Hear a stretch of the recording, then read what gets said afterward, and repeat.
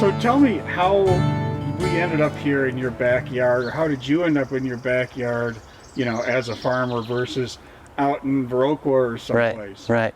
Well, I started out farming rurally and on rented land, and my wife and I had probably a 3-year search where we courted many landowners and tried to make a compelling case of why they should sell their land to us below market value because we couldn't afford market value, you know, Sure. even for a few acres. And so what happened is we'd get so close and we'd think that we were, you know, had convinced someone to give us a deal, and then at the last minute it would fall through. So we resolved that we would look for a place in town that had some land associated with it, and that we would make the best go of it. And Okay.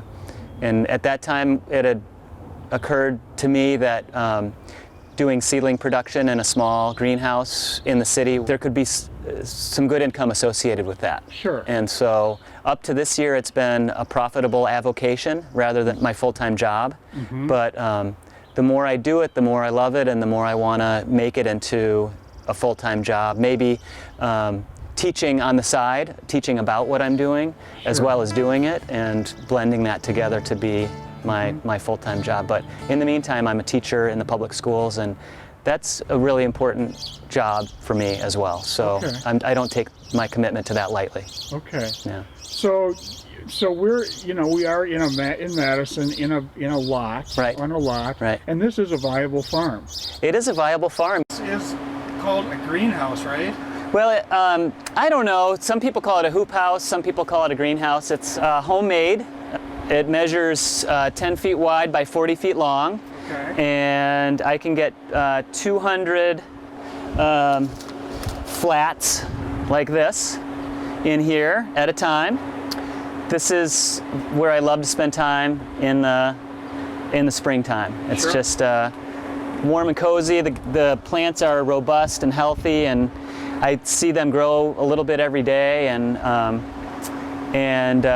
I think about these going to gardeners in Madison and beyond, and it makes me feel like I'm really providing a valuable service, getting healthy plants into people's gardens. Here's a grown-up tomato that this has been in here for about 5 or 6 weeks. Okay.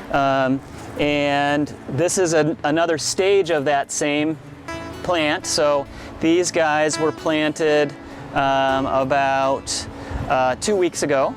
So they're up, and these guys are ready to go into bigger pots probably this week. And you'll be selling these at the market, is that correct? I will, yeah.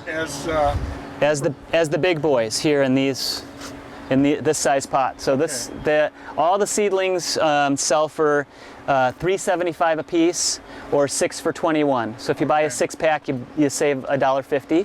Niagas, which is a Polish purple heirloom. I have Rosso Sicilian, which is from Italy. Opalka, another Polish heirloom. I'm a French teacher, so I have quite a few French varieties. I have Ananas Noir, which translates to black pineapple. I have Jaune Flamme, which is Yellow Flame, which is a nice salad-sized orange tomato that is super sweet and is one of the earliest tomatoes.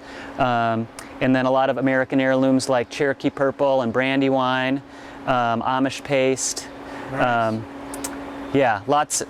So many, it's hard to remember all of them, but I would say probably 20, 25 different varieties of tomatoes. Right. And so coming on back here, we've got basil, chives, fennel, oregano, Swiss chard, chervil, lettuces, nasturtium, parsley, celery. Yeah. Lots of good stuff. And that's just in the hoop house. That's just in the hoop house, and so there's more that's growing in the ground outside, and then we've got quite a few other varieties that are hardening off in the cold frame outside. Great. Yeah, is an unprecedented spring. I know that I'm not the only grower that's really risked planting things early this year. So the garlic is something that is, I'd say it's pretty far along this year. It's planted in the fall and comes up in the spring of its own accord, and so it's pretty far along.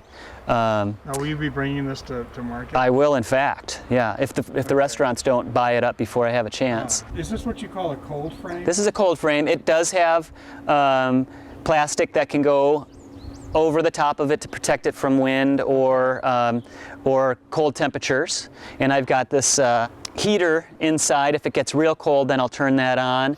And then I've got this fan, which is right up against a small hole in the greenhouse that draws greenhouse air out, and just keeps this not as warm as the greenhouse, but a little bit warmer than the ambient temperature at night. So they go from the greenhouse to the cold frame. To the cold frame. To the market. To the market. To my garden. To your garden, that's right.